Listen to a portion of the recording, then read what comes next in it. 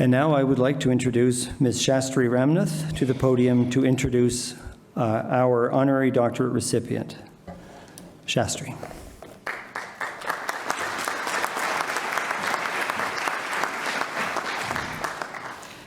Chancellor Paikin, Board of Governors, graduates, faculty, and friends, I am so excited to be here. When I first met Terry MacGibbon, I was you, a new graduate, fresh out of university, and ready to start my career. Let me take you to the place when I first met Terry. It was my second day on the job here in Sudbury, and we were having a party. It was the open house to the new FNX Mining, formerly Fort Knox Gold. I'm 25, awkwardly standing in the entrance of this strange new office, and in boldly walks this guy. So here he is, the long-anticipated CEO, Terry MacGibbon. He was so much more built than I had imagined, and he had a presence that was very commanding. He lit up the room with his smile and his energy, and I remember distinctly thinking, this guy looks like a lot of fun. I watched Terry circle the room, leaving a trail of laughter behind him. He talked to every single person, and I mean every single person in that room, including me, an inexperienced junior geologist. You have to understand that at this point in time, the industry was in terrible shape and reeling from the Bre-X days. During the party, I looked at my colleague Dave and I said, "Where did this guy come from?" Well, he said, "Terry is actually a retired geologist from Inco who took over Fort Knox Gold for something to do in his golden years." He went on to tell me that Terry had just secured the biggest mining deal in the industry at that time by acquiring 5 historical mines here in Sudbury and raising $30 million for the company I had just joined. I remember thinking to myself, excellent, I'm going to have a job for a long, long time. Fast forward 8 years later, FNX was the best performing stock on the Toronto Stock Exchange from 2000 to 2010 and one of Canada's greatest mining success stories. Our team made several new discoveries and put 3 mines into production, all under this man's leadership. Eventually, Terry merged FNX with Quadra and sold the company for $3.5 billion to KGHM. The business model was groundbreaking and led Terry to incubate and found 3 more companies. He secured significant assets from major companies for Torex Gold focused in Mexico, Invi Metals in Ecuador, and a greenstone belt in Canada's high Arctic for TMAC Resources, which if you haven't guessed it yet, it's named after him.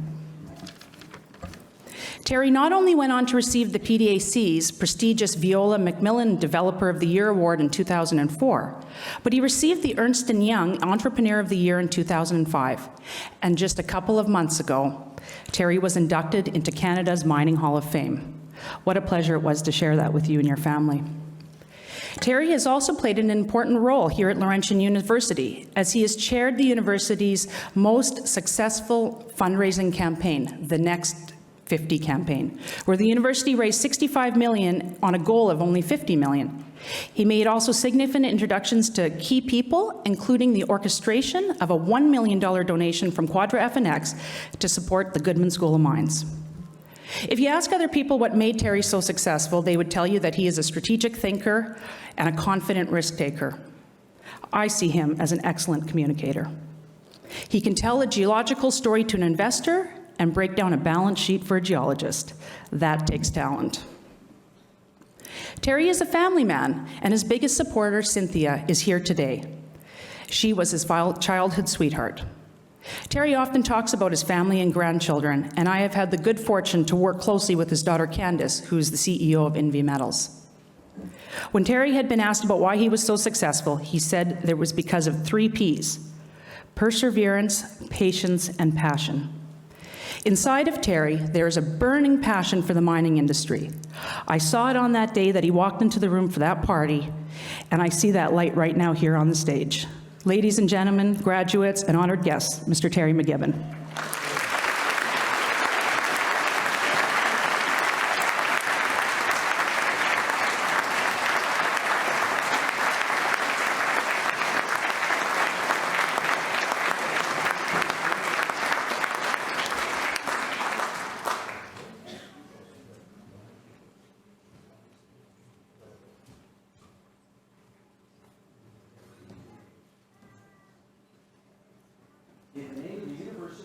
the recommendation of the Senate and the Board of Governors, I admit you to the degree of Doctor of Sciences, honoris causa, with all the rights, privileges, and honors thereto appertaining. Au nom de l'Université et sur recommandation du Sénat et du Conseil des gouverneurs, je vous confère le titre de Docteur honoris causa et sciences avec les droits, honneurs et privilèges qui s'y rattachent. Félicitations.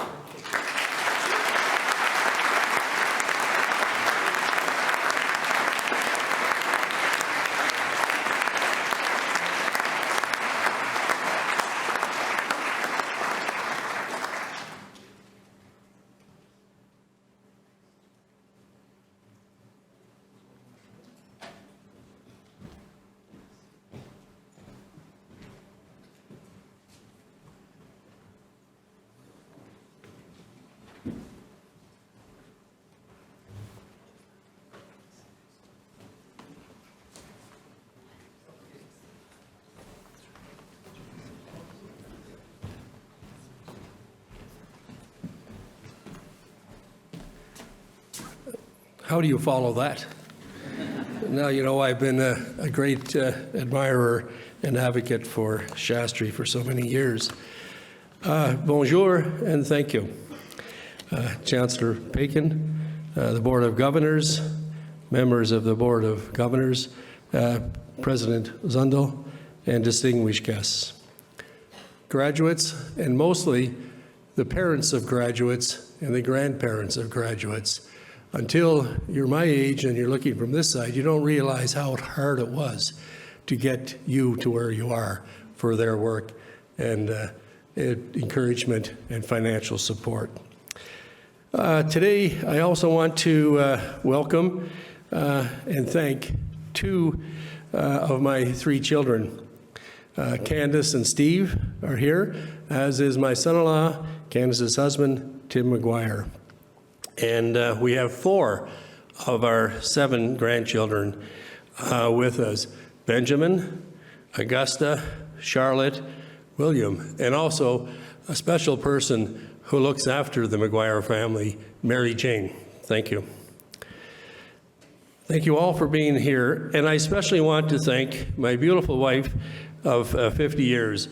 As Shastri has said, Cynthia and I went on our first prom together, and we've been together ever since.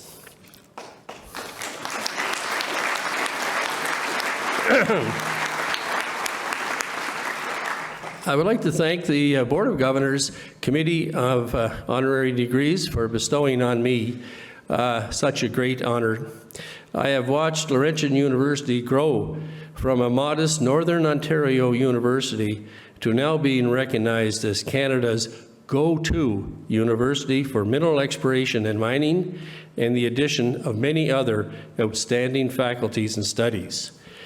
In the very few minutes that I have to address Laurentian University's graduating class of 2019, I will discuss some challenges and opportunities you will face in your careers and indeed in your life. When Cynthia and I arrived in Sudbury in the fall of 1968, following our honeymoon train trip from beautiful, lush Nova Scotia, we awoke to realize that we had moved to the moon. Yes, 50 years ago, Sudbury was known worldwide for its lunar landscape of black, barren rock and stunted vegetation, which was the result of 50 years of toxic sulfuric acid fumes freely spreading across the landscape and polluting the entire environment for miles around. In the 1960s, the solution was dilution, with the superstack construction being completed in 1972 to disperse pollutants away from the Sudbury region. This led to SO2, or sulfuric acid, from the superstack moving thousands of kilometers across the Atlantic and into the upper atmosphere, and the acid rain issue became a global one. The challenge to my generation was to stop acid rain worldwide and to help Mother Nature to bring life back to the dead lakes and to revegetate the barren environment. Because of the need to reduce emissions through technology, Sudbury, and particularly Laurentian, has gone from a pollution capital to one of the most innovative centers in the world.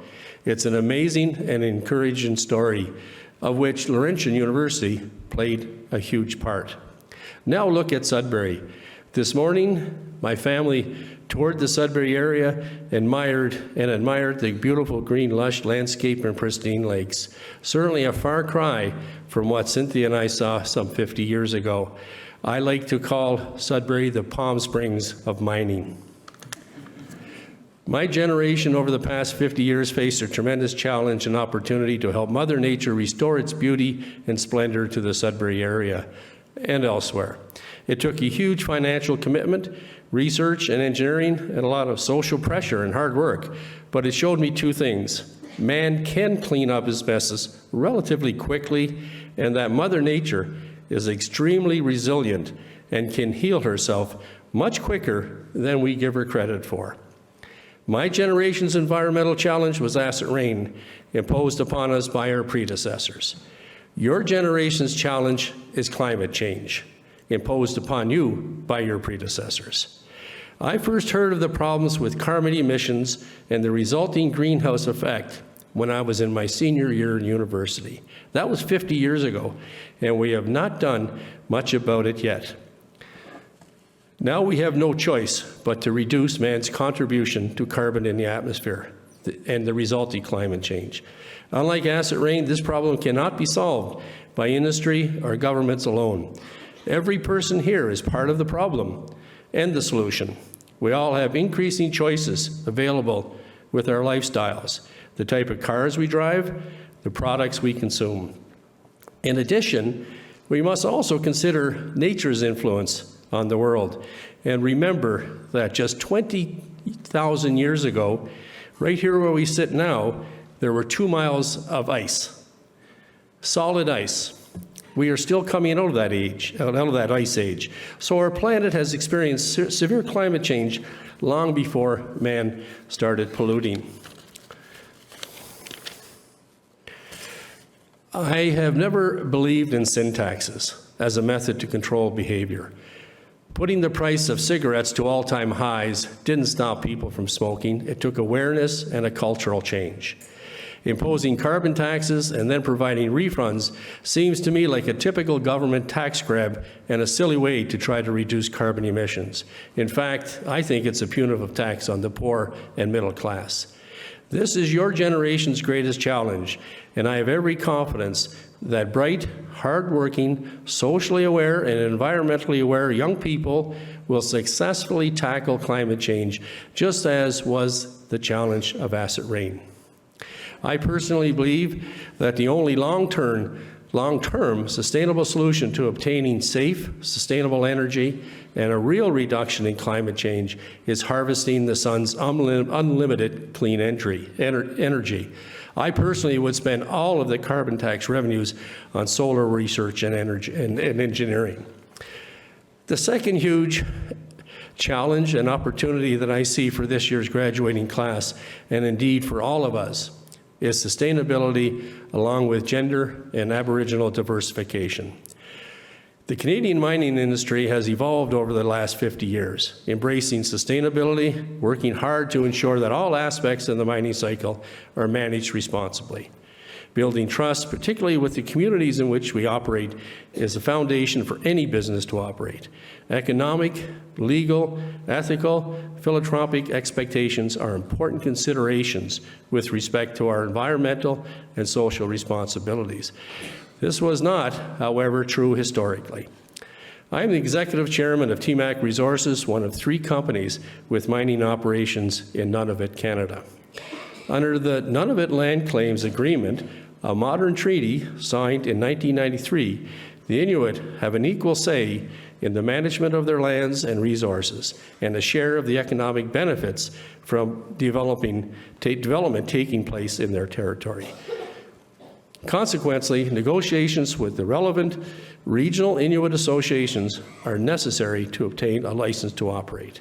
In 2015, TMAC Resources entered into a 20-year agreement with the Kitikmeot Inuit Association that addressed environmental covenants, economic benefits, wildlife, employment, and training, etc.